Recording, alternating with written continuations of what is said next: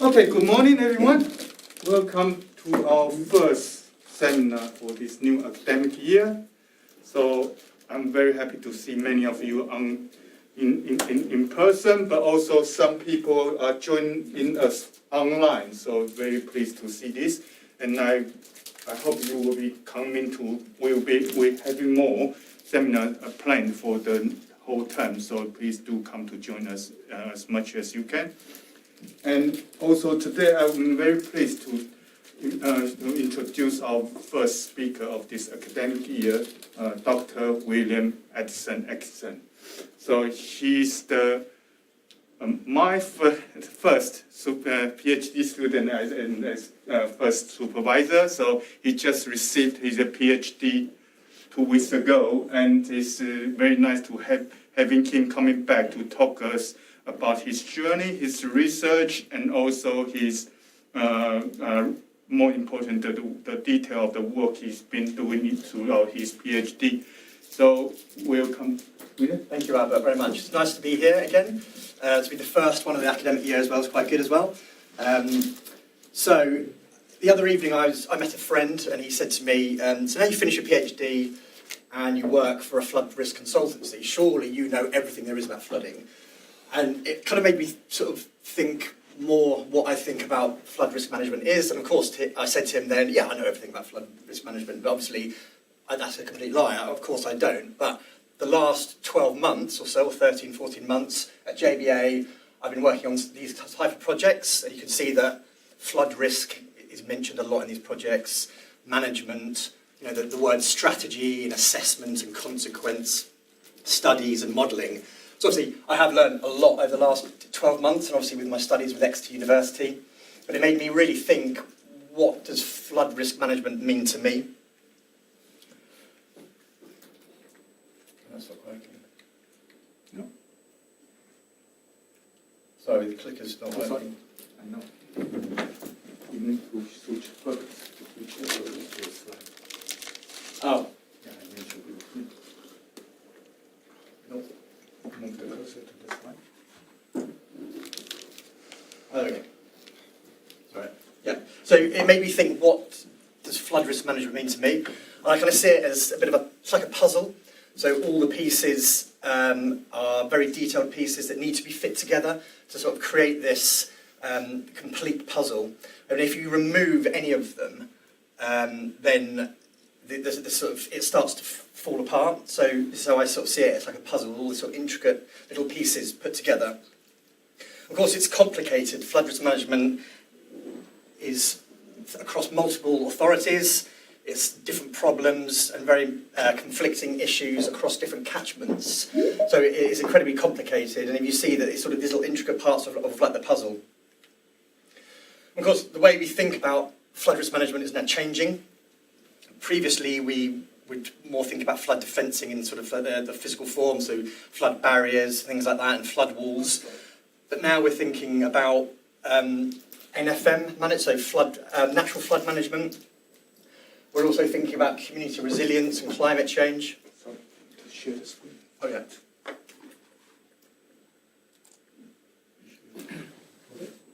This one. So people online can see. So the way we think about flood risk management is changing. Like I said, we now think of natural flood management processes. Community resilience as well is at the heart of flood risk management. Of course, climate change, asset delivery, asset management and digital delivery. Oh, here we go. No, I will do that. No, sorry. There we go.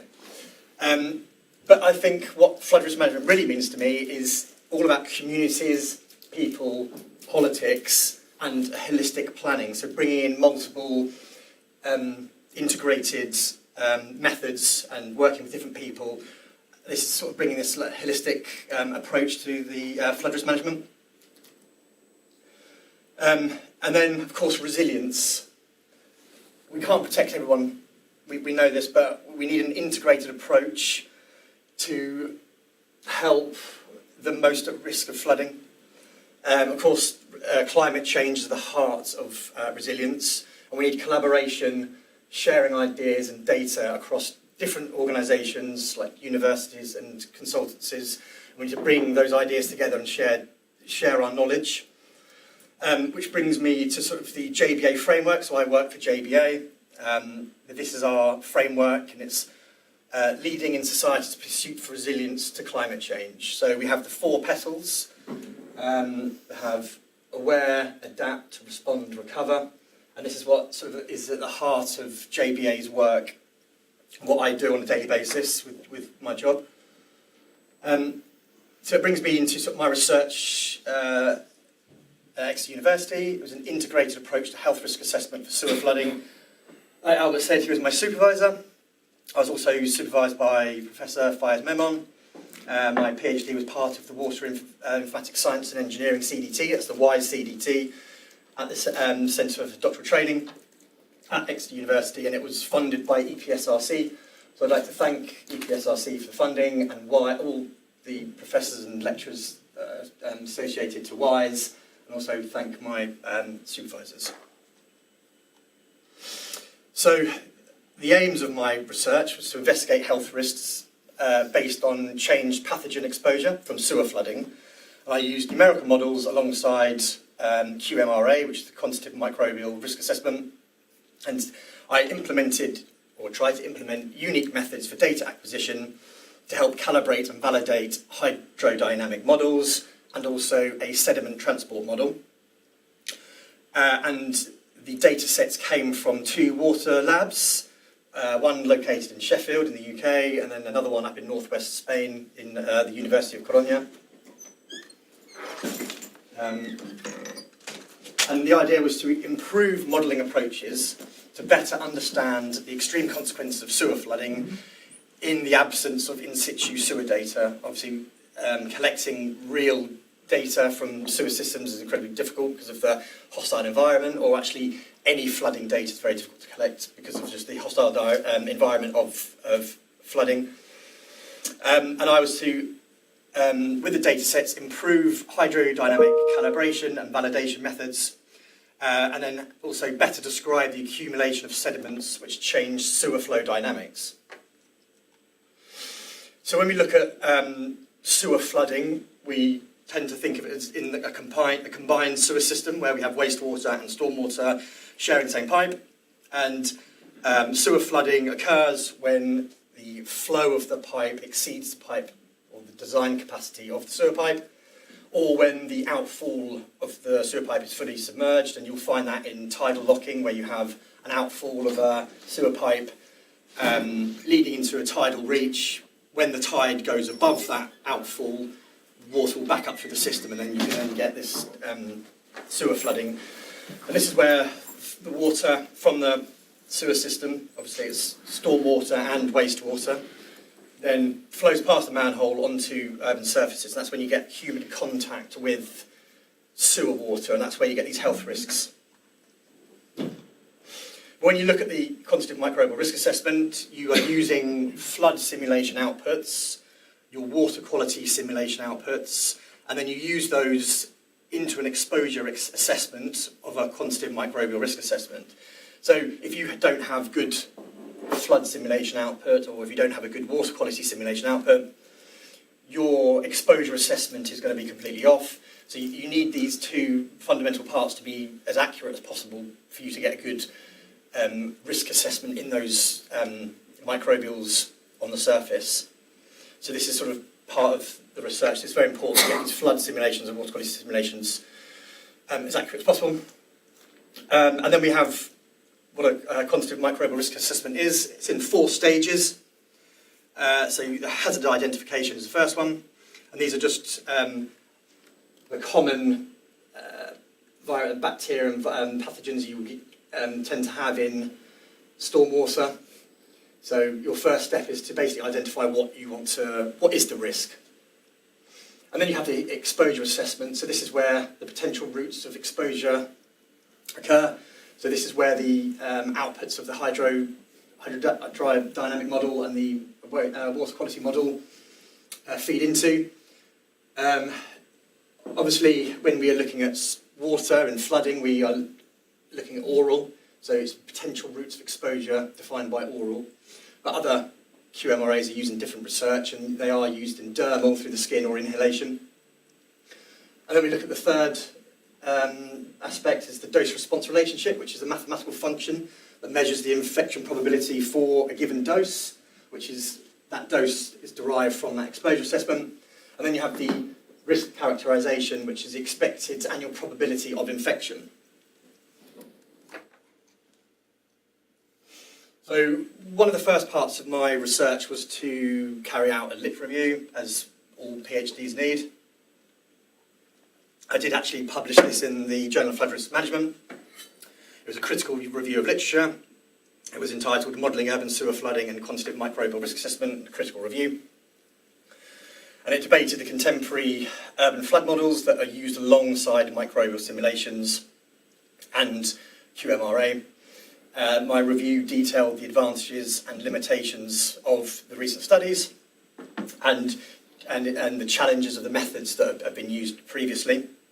Then it's looked at what are the limitations and advantages of applying contemporary flood models approaches, and what are the challenges of combining these numerical simulations with a quantitative microbial risk assessment.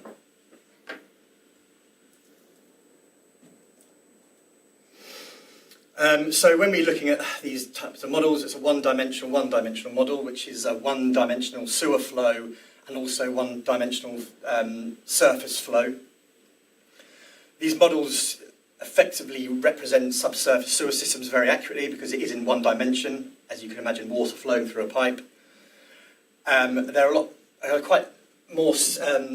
They offer a computational simplicity, larger time steps, reduced spatial data requirements compared to a one-dimensional with a two-dimensional overland flow model.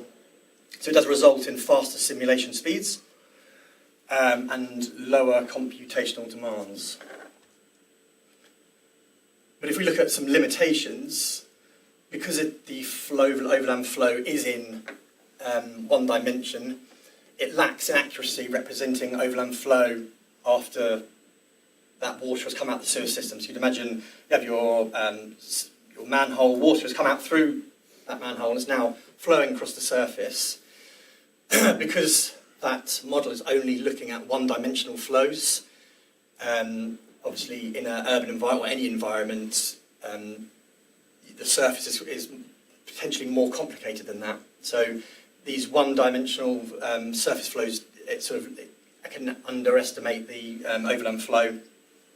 So this requires extra consideration in GIS analysis because it doesn't have this 2D spatial framework along the surface. So you kind of, errors can be introduced. So if we look at one-dimensional and two-dimensional, so it still has a one-dimensional sewer pipe, but it has now a two-dimensional overland flow. These are better at representing this overland flow into a physical system. However, because they are more complicated, the potential for having longer simulation times is something that can happen. And also, you can have issues in resolution of the surface. So, if your resolution of your flood model is too coarse, the surface won't be represented clearly enough, and happens with like ponding and not draining properly off your model. Whereas if the resolution is too small, they can introduce extra computational expense. It takes longer to run. So this was, as I'll get onto in a couple more slides, this is the bit that interested me, is having this difference in resolutions. Of course, you also have probabilistic models or stochastic models, and these incorporate a randomness into the modelling results, which is not the same as like these deterministic models. And these are represented in probability distributions instead of a single deterministic value. And this is what makes stochastic models interesting because of these probability distributions. And some have argued that urban drainage models should probably incorporate some kind of probability in them, given the intricate nature of the systems involved. And also, we do have 3D models, and I did write about that in my lit review, but it was sort of not really in the scope of my study, but it's just important to include there are other models out there as well, but in my research I was only really interested in the 1D and 2D model, particularly looking at the resolution of a 2D surface. And also, the review looked at what are the challenges of combining numerical simulations with a quantitative microbial risk assessment, and there did seem to be a lack of well-established methodology for this, which had basically brought in or integrated a QMRA with the hydrodynamic modelling, the microbial transport modelling. There's people have obviously done it, but there's no sort of well-established methodology. Also, the QMRA faces a constraint in the exposure assessment. It's what I mentioned earlier. Is where the based on people's exposure, and across the paper, some techniques were less accurate for estimating these microbial exposures than others. A lot of these exposures actually in the research were taken from questionnaires and interviews. And if you're asking people how much water they've come in contact with, it completely varies. And this is due to individual perceptions and experiences being completely different. Also, other research has looked at using past outcomes from different projects. But again, if you're researching somewhere in England and you're taking a assessment from a different country, that could also be completely different. So you have these socio and also spatial differences. So there is not a very well established methodology for analysing these hydrodynamic and microbial transport with a quantitative microbial risk assessment. And also, one of the big sort of conclusions of my review was that data is always an issue. Like I said before, collecting data in the actual physical environment is very difficult because of the nature of where this data is coming from. Sewer pipes are very difficult to collect data, and they're very unforgiving. If you put sensors down there, they can deteriorate very quickly. You have health issues of people collecting that data. So this is another sort of where the integrated approach and sort of the novelty of part of my research comes, is the way that I have collected data with others, and this is where I'm going to come to next. Actually, I met James Shucksmith and Matteo, who was working at Sheffield University, in this very room when they presented, and they presented something they were calling Co-UD Labs. And after talking to them, I became involved in this as well to help sort of get data for my PhD. And it is a project that integrates research and innovation within urban drainage systems. They're collecting data in these water labs, and this is sort of assessing public health and flood risks and environmental challenges.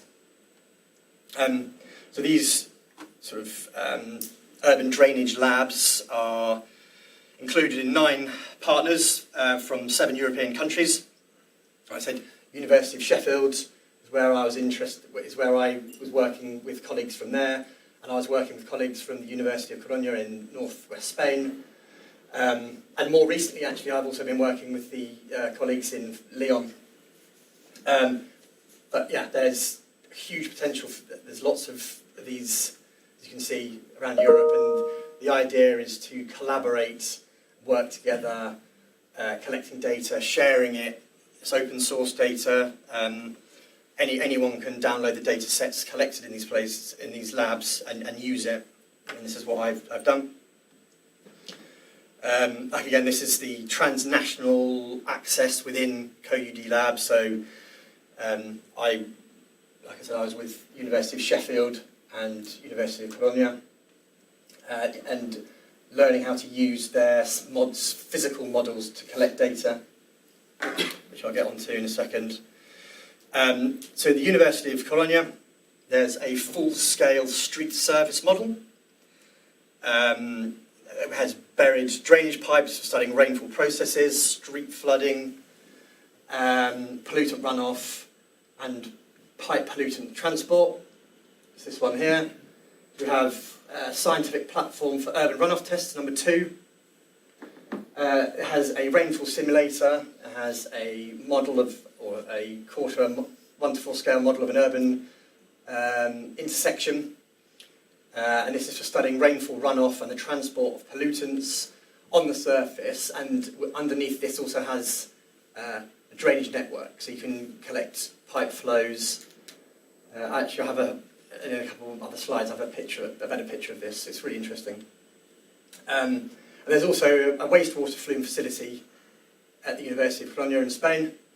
And within these physical models, you can assess urban flooding, you can assess runoff pollution, you can collect data on system performance, SUD solutions, so sustainable urban drainage solutions, and digital water solutions. So these are collecting data, and like I said, all these data sets are open source.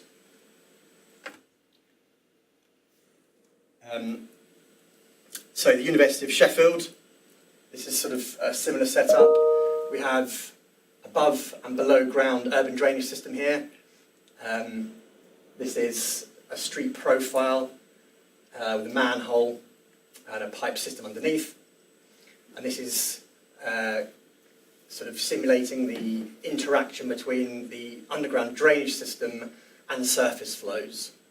So within this manhole here, you can record the flows coming out of the manhole. You can record the flows going into the manhole. You can record overland flows and pipe flows that run underneath. At the University of Sheffield, there's also a temperature-controlled annular flume, and this allows you to study the microbial and biochemical processes that would be found in a sewer. But of course, this is under control. This is an important word here, controlled. You can effectively collect these data sets in a safe environment because it is in a lab. And then we have buried infrastructure. So this is a full-scale buried drainage system within one of the sites they have up at close to the airport in Sheffield. And then we have real-time control testing as well. So you can collect this data. It's very, very interesting to be able to use it in. It's a full-scale system, and you can test real-time data sets.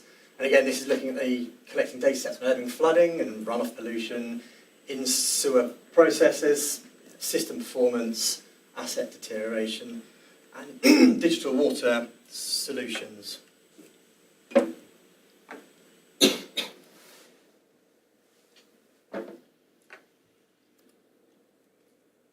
So this is one of the pictures at Spain. So they have a sort of physical model of a runoff roof. I was told that they can actually quite easily change the tiles off that. So these are very, very sort of Spanish-looking roof. But if you were wanting to look at this runoff in an English sort of building, you could change these for a more sort of English tile or anywhere else in the world. So these do come off very easily. And we have the guttering system there. And then the manholes. So there are sensors in this floor. I think you can just see these little dots there that will record the depths. And underneath this has the sewer system. And you can just make out there that they're growing. This picture was taken probably 2 years ago now, but they're growing a green roof there. So they obviously will start testing, probably done that by now, tested how a green roof will change the characteristics of the flow in an urban environment and how that might slow the flow essentially into the urban drainage system.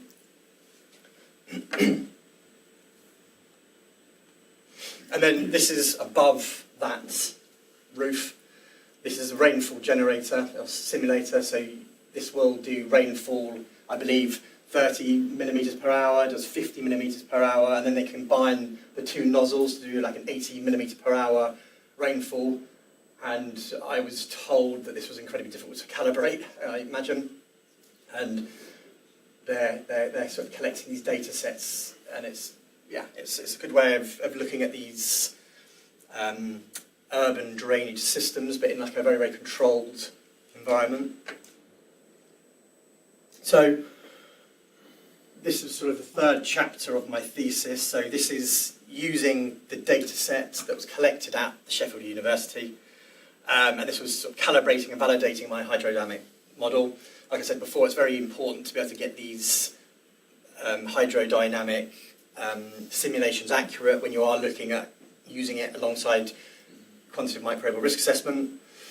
So the aim of this was to really sort of improve modelling approaches to better understand the extreme consequences of sewer flooding due to an absence of sort of in situ data or physical data, so being able to use it from how accurate are these data sets collected in these water facilities. So we're trying to improve the hydrodynamic calibration and validation methods, and my model was, I built that in MicroBial, which is a DHI software. It's very similar to some of the other softwares out there. And this was published, this paper was published in the Journal of Hydrology, and it was entitled Quantifying Flood Model Accuracy Under Varying Surface Complexities. So this was the two surfaces that were used in the data acquisition. We have configuration 1 on the top and configuration 2 on the bottom. The number 1 is a more simplified urban surface, and the bottom one has these parking spaces in it. So it has a seeding hopper or particle dispenser that contains these little rubber pellets, and these are distributed in a flow that runs down this way past the manhole. So you see a manhole there, and these little seeding particles are all suspended in the water, and they flow out into an outlet tank. And we have these cameras set up into the ceiling that will record the movement of all these little beads, these little pellets, and then you can use that to record the velocity of the surface flow. So we are collecting in this the surface flows, which are these suspended black pellets that are in the water, and these cameras are picking up all individually, and they'll record the velocities of the surface flows.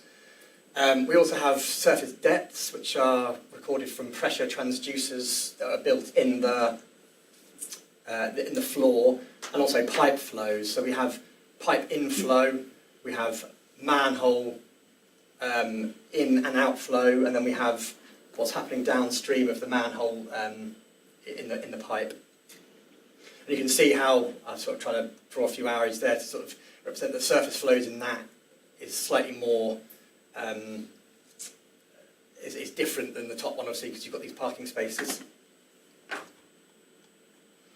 So I was looking at how does flood model performance differ under the surface complexities, and can I initially calibrate a flood model in a lower resolution, which will reduce the simulation times, and then validate it basically against or assess the accuracy of that flood model after calibration into a higher resolution, which will allow for a better investigation of flow. So it's basically, can I calibrate it in a lower resolution to save on simulation time, and then see how that affects if I then put it into a more complex model. So the data sets were split for calibration and validation. So we have the pipe flows, the calibrated data set here, and then validated here. And these were very, very accurate in the model. And then so was the surface depths as well. So we have the P0, P1, P2 represent the pressure transducers. So there was 5 of them in the floor, and these are recording the depths.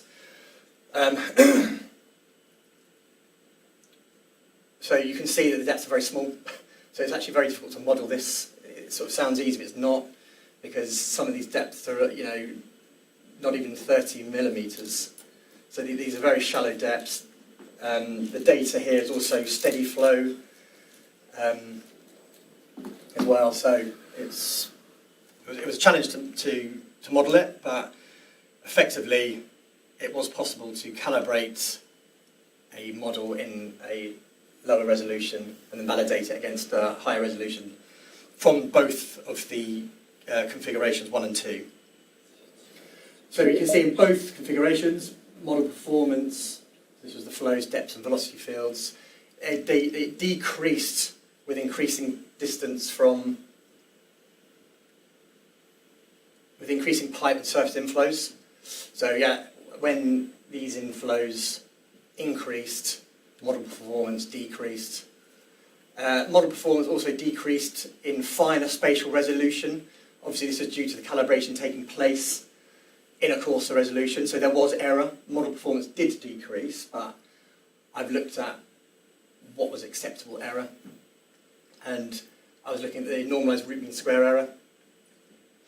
Velocity field error increased with decreasing distance from manhole and grid centre. So further the flows were away from the manhole, the more accurate the model was. So it seemed that, these flows coming out from manhole surcharge was less modelled accurately, basically.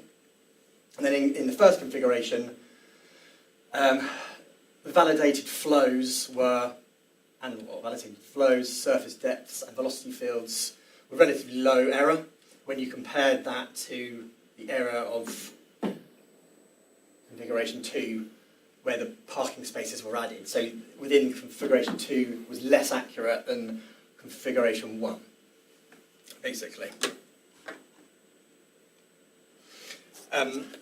So this was another methodology chapter in my thesis. Also using a data set collected from one of these research facilities. This one was in Spain. This was modelling sediment wash-off in an urban drainage system. And this was to better describe the accumulation of sediments which change sewer flow dynamics, which is important to help predict or understand sewer blockages. I was looking at, can a uniform sediment wash-off be accurately modelled using a simplified model on an urban street surface? So this is easier than can a graded sediment. So there's a difference between uniform sediment and a graded sediment. A uniform sediment is when all the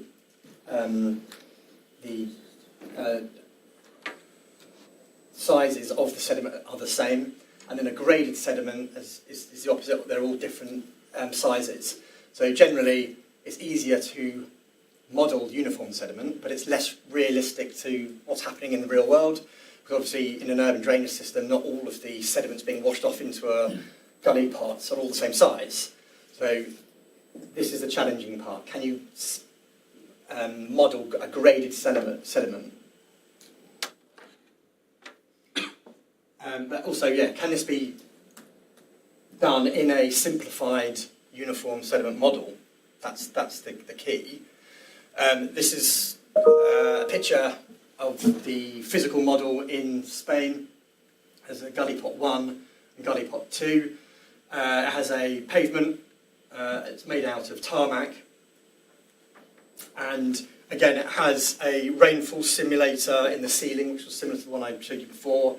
And this is using rainfall intensities of 30 millimetres per hour, 50 millimetres per hour, in these little nozzles that fall onto a sort of a mesh, and it sort of distributes the rainfall as if try to be as accurate as possible. And then you can have 80 millimetres per hour as well, so it falls on this floor here, the surface. It's slightly, there's a slight gradient to it, so it is sort of flowing into these gully pots. and then it has sort of these pressure transducers here that will record the depths. As because of the tarmac, and because it's being in Spain, it gets quite warm, especially in this sort of facility, and the way they made it, I think it kind of, this gully pot sunk lower than this one, so this was very difficult to actually model in like software. If I go back to the model in Sheffield, it's made of plastic, you know, and these street profiles made of plastic, so everything is the same. So this was the challenge here, because this surface was kind of all over the place, basically. It's very difficult to model. And we have sort of a representation of that street surface. So we have the sidewalk pavement, we have gully pot 1, gully pot 2. We have the sediment collection area here. Again, you can see that it's not particularly very big, so it's only 4.5 metres long, 5.8 metres wide, and then we have this outflow channel. So once the rain has fallen on this surface, gone through the gully pots, it flows out through this channel. And then there's these sediment distributions that are located across this sediment area here. And then we can see these sediment classes. So we have 5 sediment classes. D1, represented by this line here. We have D2, D3, D4, and then D5. D5 is the uniform sediment. D1, 2, 3, and 4 are the... D5 is the graded sediment, and these other 1, 2, 3, and 4 are the uniform sediments.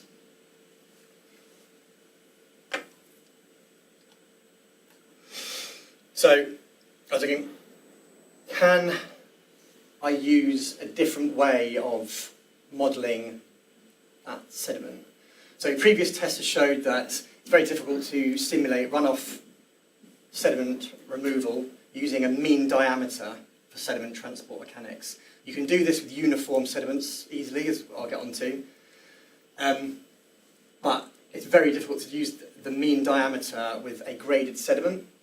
So can I use the geometric mean of the sediment instead of the mean diameter? So the sediment transport model was actually calibrated only using 3 of those individual uniform sediment classes.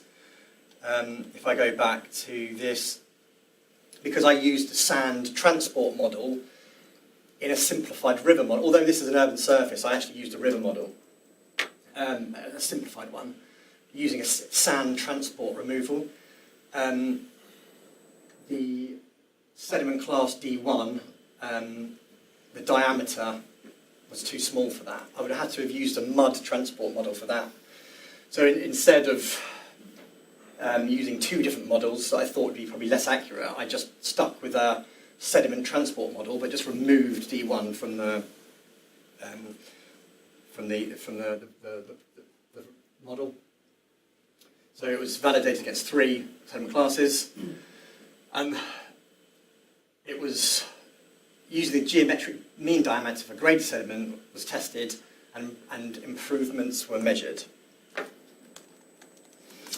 So like I said, using a simplified river model in Mike 21, which is also the DHI software, using a sand transport model. This is the sort of representation of my model. We have the gully pot 1 here, gully pot 2, and then you can see the surface is not flat, basically. So you can see just about in this top corner here, there's sort of lower than here. So gully pot 2, when the flows are entering the street surface, tend to have higher flows than this one, which we'll get onto. So it was tough to model this because of the sort of different surfaces, basically, or the values in the surface. So these are some of the results here. So this was the gully pot discharges under the different rainfall intensities. So we have simulated 30 millimetres per hour against observed 30 millimetres per hour, simulated 50 millimetres per hour and observed 80 simulated, and then 80 observed. And we can see that, you can see the differences in discharges, it's litres per second. Gully pot 1 was just having less water in it, less water flowing through it than the first one. So this was sort of calibration, was to line these up as close as possible. It was just a lot easier to model that one. I was having a bit of trouble doing this one, but I got there in the end. And then we're looking at the surface velocities across that, looking at the different rainfall intensities. So we've got 30, 50, 80. And we're looking at observed against simulated, so observed are on the x-axis and you have simulated on the y-axis. And this is looking at the velocity fields in the x and y direction. So these are sort of the longitudinal flows, and then these are sort of the latitudinal flows, as it were. So again, these were part of the calibration validation process. I was happy with these results. And these are the depths collected in the sediment collection area. This was harder to justify, I guess, in a way, because you can see that the red lines here are the observed measurements that were taken from the facility, and then these blue lines are my model. Okay, so obviously I want the blue and the red lines to match up as much as possible. But you have these sort of very different sort of wave formation in the lines, and this can only be put down to slight irregularities actually in the physical model. It could have been the splashing of the rainfall on the surface, and these pressure transducers sort of having a bit of trouble collecting the data. You can see that the flood model in Mike 21 was able to model these probably, I would say, better. But you can see some of these don't line up quite so well, but in the paper I've kind of tried to justify that as much as possible. But because the velocity fields were very accurate and the gully pot discharges, I've kind of said that this is possibly a limitation, something to look at, but it's something to do potentially in the testing facility, not actually in the model. Then if we look at the simulated observed sediments using the uniform sediment classes, so this is modelling sediment classes that are all the same diameter. My model was able to accurately represent this pretty easily. So we have the gully 1 on the left column here and gully 2 on the right column. And you can see that these observed and simulated results are accurate here. They're kind of matching up, which is quite nice. But I kind of knew this was going to happen because the uniform sediments are easy to model. Is like, can I use this model to then accurately model the graded sediment? And you can see that when I'm using, so this is the graded sediment here, if I'm using the mean diameter, you can see that these blue lines here are less accurate when we're looking at the observed data, which are these red points here. But when I'm using the geometric mean, which is the green line, it can accurately represent the sediment wash-off. And this is in milligrams per litre. You've got time along the bottom there. So using the geometric mean, you can accurately model this graded sediment using a simplified river model. So some of the results here, gully pot discharge errors were low, kind of between 12 and 13% for all rainfall intensities. Surface velocities were accurate, as we saw in the graph, for both X and Y fields. Water depths in the sediment collection area had errors due to uncertainty of rain generation. These were slightly higher, 18 to 39%. And error actually occurred more in lower rainfall intensities than higher. Which kind of brings me on to a joint paper I'm working on at the moment, which kind of tries to bring more in to do with microbial contamination. So this is not Exeter, this is in Sheffield University. This is the physical model. And the paper I'm working on now with colleagues at Sheffield University and in Lyon is a characterisation of transport of soluble contamination from surcharged sewer infrastructure in shallow urban flood conditions. This is the little pump that you use to pump these plates to the floor. This is how, in the previous slides before, you could see the parking spaces were created, and you can basically suction these to the floor, and you can move them quite easily. I say easily, it's not actually that easy because the suction often comes off, but you're sort of crawling around in this rig on your hands and knees trying to put these suction pads down. But you can change these. You've got the manhole there, so when the water sort of flows out. And we're using a soluble dye in the water. This is the manhole, so we've got the pipes flowing here. Up here is the manhole, so we're sort of deliberately flooding this manhole there. The dye comes out, and then we have calibration cameras in the ceiling that can pick up the dye, and you can look at how soluble transport of contamination can move across the surface. And then these are sort of some results of that paper. We also use thermal imagery, so we had to heat up water in a tank and pump that through the manhole onto the surface whilst cold water was being run from the overland flow. And these thermal cameras were able to pick up where the cold water was from the overland flow and where the warm water was coming out of the manhole. So this is like another method of collecting that propagation of sort of pollutants, or how that would flow across a surface. And we've got here velocity fields here, and these are the plates that we've suctioned to the floor. You can see them there as well. So it sort of has this meander, and the idea is to sort of track these pollutants as they come out of the manhole and then flow across the surface, and we're sort of collecting this data. Thank you very much. That was pretty much bang on time, I think. I don't know if you've got any questions I'll try and answer.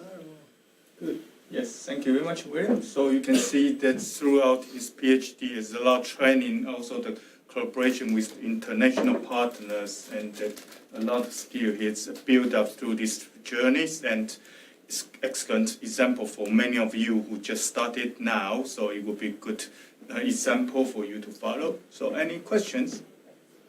Yes? You mentioned a hydrodynamic model. Yeah. Which one did you use? So for I used Mike Urban Plus, which was the software I used, and then Mike Urban 20, so it was with DHI software. Similar to InfoWorks, I don't know if you're familiar with that one. Yeah, so it just uses these sort of shallow water equations. Is it the Navier-Stokes? No. So a simplified version is solving the shallow water equation rather than the full computational solution for those Navier-Stokes equations, in order to simulate the water movement on the surface, and also have the integration with the sewer network. So you will be able to simulate the interaction, exchange of flow between the surface and sewer network. So how many data points do we have in this spatial network that you're using? There's a lot. I'd have to go back to the paper again. Yeah, there's a lot. It depended on the resolution of each surface as well. So obviously the coarse one had more data points as well. Yeah, there was a lot. So the files came in MATLAB format in like a matrix, and then I was able to convert that into sort of like Python and use it that way, and then put it into the model. Okay, good. And you mentioned a sediment transport model as well. Yeah. And you had very good accuracy there. Which sediment transport model? It was a Van Ryn model. Oh, Van Ryn model. So it was incorporated into the DHI. So it was the sand transport model using Van Ryn. We have one question online. Tim, would you like to ask? Okay, yeah, well, I've got two questions actually, but going back to your beginning, great talk, by the way, thank you very much. You talked at the beginning about the various microbes and the risk of contamination, and it said that the contamination risk was mainly via the oral route. I would perhaps dispute that, because things like norovirus and things, when water is disturbed, it can become airborne. And certainly we see that in hospitals, that actually the route of the spread of norovirus is often airborne. And that has to be taken into consideration as well. I mean, the other factor, of course, is the sewage content can contaminate lots of other surfaces, and that people can then pick it up from those surfaces at a much later stage if some of those pathogens actually survive, and many of them do. So that was just one point. Fascinated by your models. It looks fun at working at Sheffield and the University in Spain, doing those models. I was going to say, in the real world, it's not just sediments, but I mean, there's street litter and plastic bottles and plastic bags, and some of the gullies are blocked and some of the drains are blocked. It's certainly the case in Devon. Any consideration of that in the models? Well, it's interesting actually you say that. Obviously, in my research, there was no consideration of that, obviously. It's just difficult because, obviously, models are simplified versions of the real world. You would have, in the real world, you have branches as well. Depending on the time of year, you'd have more leaf litter, obviously, in autumn. So again, it's very complicated, but I guess these models are just used to try and help you understand a bit more of the processes. But again, you could carry on researching this for years and years and years, just looking at gully pots, basically. So it is interesting. I find it a very interesting area of research. So yeah, I think maybe in the future, perhaps after a few years, I'll sort of jump back on in research again and see where it goes. But yeah, thank you for your question. And of course, it's Devon. We haven't mentioned potholes at all. Oh, potholes, exactly. Yeah, it's very true. Jen? Yeah, thank you very much for your presentation. And first, I would like to ask. And you mentioned you used the mic 21, mic urban for the dual drainage calibration validation. What's the resolution do you have for the surface DM? And when you change the surface line use type, like you add the parking lots, and do you change the resolution? Yeah, so in both of those configurations, they had a lower and higher resolution. So it was calibrated in lower resolutions. So lower resolution. Well, I'd have to go back to the paper. I can't, on the top of my head, I don't know the number. But yeah, I can find that out for you. Okay. And another one is, why do you use microbial model for the sediment simulation? Yeah, that's a good question.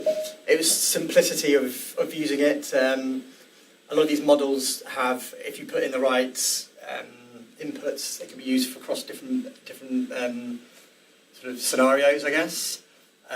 Because I had, I guess, the internet license of Mike, it was easier to just use that than using another one. And I think now Exeter University have got better access to InfoWorks, I think maybe, but at the time, so I just used the Mike model, and that was just something I had. Yeah. Have you used the 2D model for the sediment transportation simulation and compared with the Mike River? Because I think Mike River is 1D. Yes? Well, part of the model I was using was 2D, so... Yes.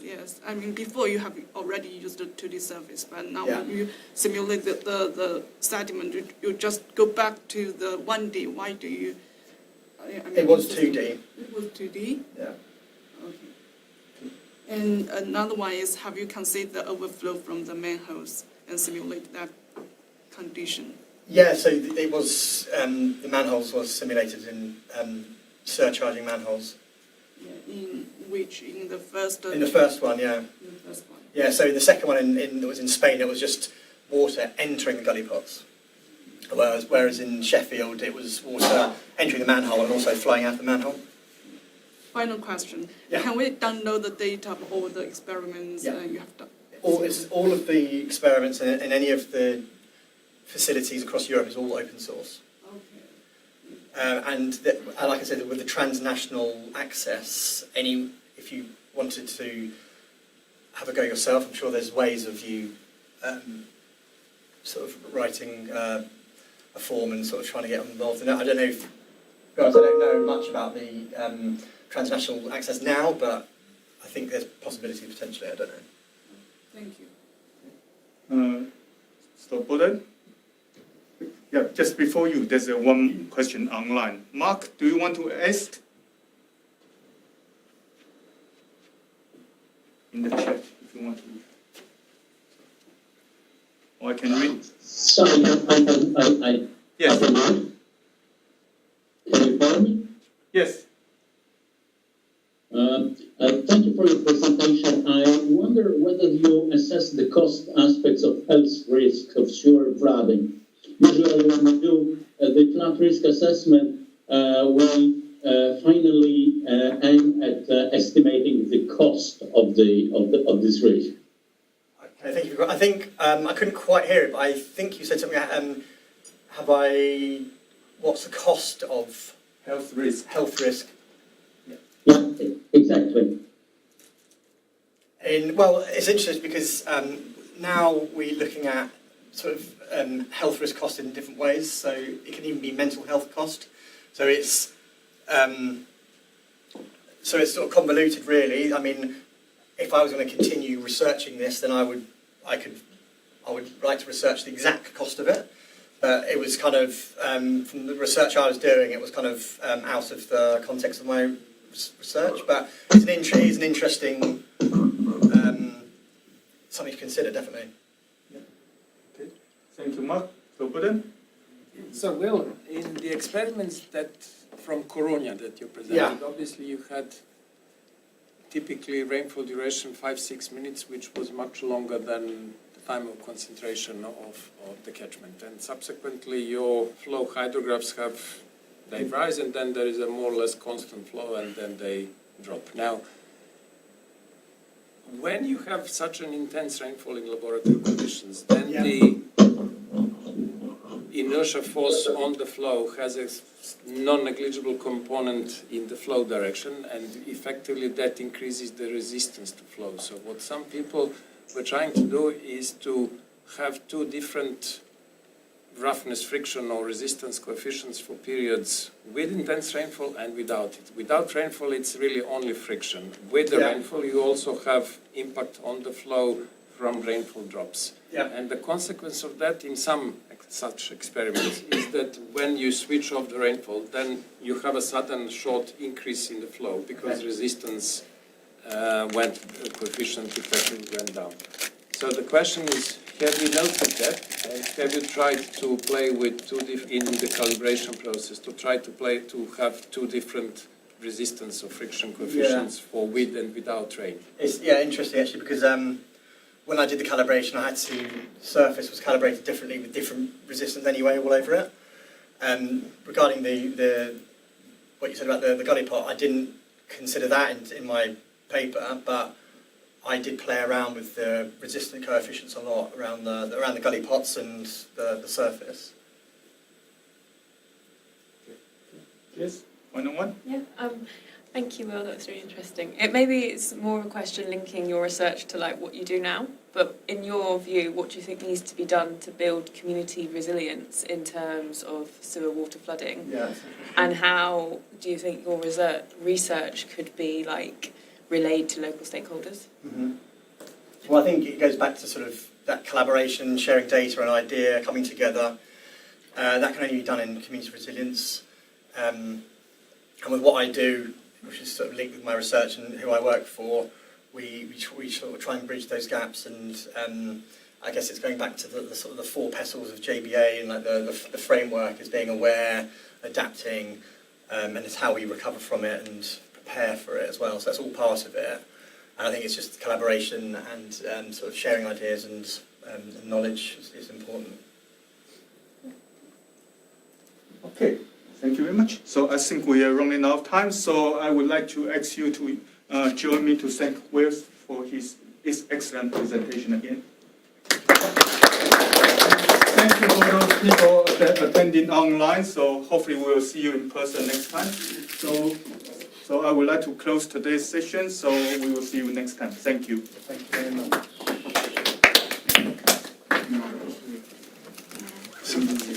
Well done.